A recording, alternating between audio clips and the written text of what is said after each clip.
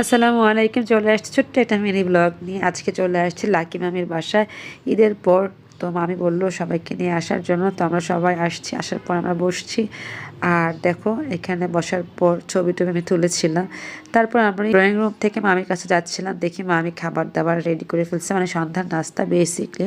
আজকে ডিনারের দাওয়াত ছিল, বাট আমরা করেছি কি, যেহেতু বসুন্ধরায় থাকি, ধানমন্ডি যেতে সময় লাগে, জ্যামে পড়তে পারি, তাই যেটি করছি একটু আগে আগে আমরা রওনা দিয়ে দিচ্ছি, যাতে করে গল্প আড্ডা করতে পারি। তো এভাবে চা এরকম নাস্তা নিয়ে সবাই গল্প আড্ডা করছিলাম। তারপর অনেক মজা হয়েছিল, বা আমি খুব মজার মজার খাবার রান্না করছি, সেটা তোমাদের একটু পরে দেখিয়ে দেব।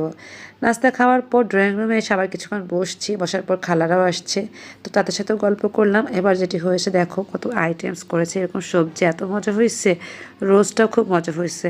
আমি বাবুর্চি থেকে শিখে নিচ্ছে, এত মজা হয়েছে, পরে বাবুর্চি স্টাইলের করছে সব আইটেমস।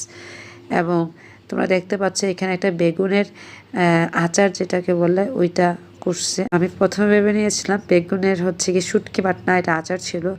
যাই হোক, ছেলেরা এই পর্যায়ে বসে গিয়েছে আর ইদাফ সার্ভ করছে, খুব সুন্দর করে ইদাফ সার্ভ করে। আর ছেলেদেরকে আগে বসাই দিয়ে খাওয়ানোর পর আমরা মেয়েরা সবাই বসবো।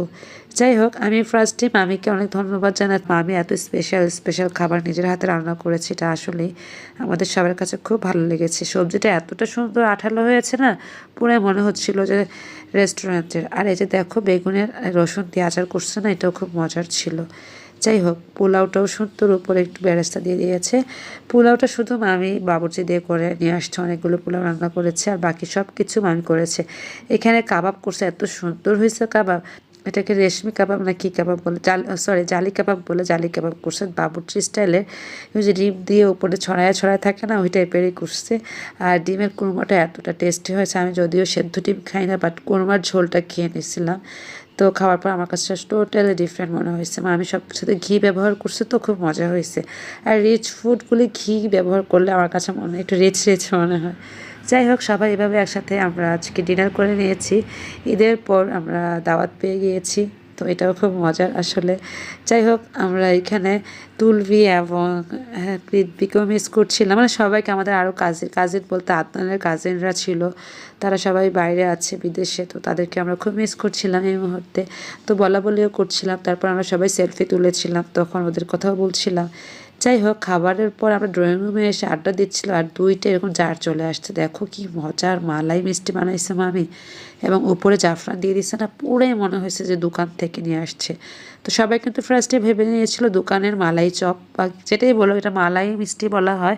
ভেতরে মালাই আছে উপরে, এবং দুধটা খুব খিসার মতো করে করছে, খুব মজা হয়েছে। দুইটা জারই সেম, আমরা ভাবছিলাম দুটো ডিফারেন্ট, আসলে ডিফারেন্ট না, একই জিনিস দুইটা বক্স করে নিয়েছিল।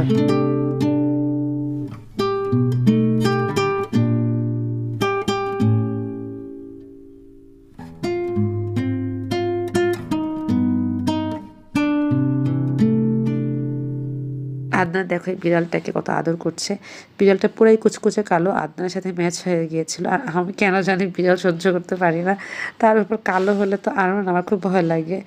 যাই হোক, এরকম তোমাদের কার কাছে বিড়াল ভালো লাগে জানাইতে পারো। এভাবে খাওয়া দাওয়া করে বাসা চলে গিয়েছি। আজ এ পর্যন্তই বিদায় দিতে হচ্ছে। আল্লাহ হাফিজ, আসসালামু আলাইকুম।